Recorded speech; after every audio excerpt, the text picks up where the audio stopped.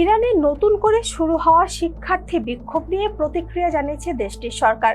তারা বলেছে শিক্ষার্থীদের প্রতিবাদ করার অধিকার রয়েছে, তবে সে প্রতিবাদ কোনোভাবেই সীমা অতিক্রম করতে পারবে না। গত শনিবার ইরানের বিভিন্ন বিশ্ববিদ্যালয়ে নতুন সেমিস্টার শুরু হয়। সেমিস্টারের প্রথম দিন থেকেই শুরু হয় সরকারপন্থী এবং সরকার বিরোধী সমাবেশ। এর পরই শিক্ষার্থীদের বিক্ষোভ ছড়িয়ে পড়ে বিভিন্ন ক্যাম্পাসে। এই পরিস্থিতির মধ্যেই সরকারের অবস্থান তুলে ধরেন ইরান সরকারের মুখপাত্র ফাতেমা মোহাজ্জেরানী। তিনি বলেন, প্রতিবাদের অধিকার স্বীকৃত, কিন্তু কিছু বিষয় রয়েছে যা অতিক্রম করা যাবে না।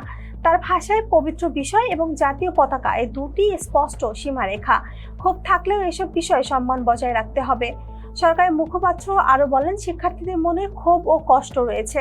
তারা এমন কিছু দৃশ্য দেখেছে যা তাদের বিচলিত করেছে, তবে এই আবেগ ও ক্ষোভকে সরকার বুঝতে পারছে বলেও তিনি জানান। স্থানীয় সংবাদ মাধ্যম বলছে, সম্প্রতি বিক্ষোভ আবারও শোনা যাচ্ছে গত জানুয়ারির দেশব্যাপী আন্দোলনের স্লোগান।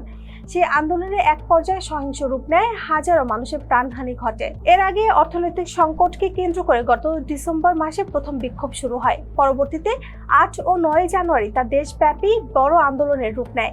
যুক্তরাষ্ট্র ভিত্তিক মানবাধিকার সংগঠন human rights activist news agency জানায়, তারা 7,000-এর বেশি মৃত্যুর সংখ্যা নথিভুক্ত করেছে, তবে সংস্থাটি বলছে প্রকৃত সংখ্যা আরও বেশি হতে পারে।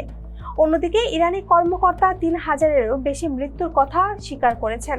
তাদের দাবি, সহিংসতার পেছনে বিদেশি উস্কানি এবং সন্ত্রাসী কর্মকাণ্ডও দায়ী। এদিকে সরকার জানিয়েছে, বিক্ষোভের কারণ খতিয়ে দেখতে একটি তথ্য অনুসন্ধানী দল কাজ করছে। তদন্ত শেষে একটি প্রতিবেদন জমা হবে। ফেস দ্য পিপলের সাথে থাকার জন্য ধন্যবাদ।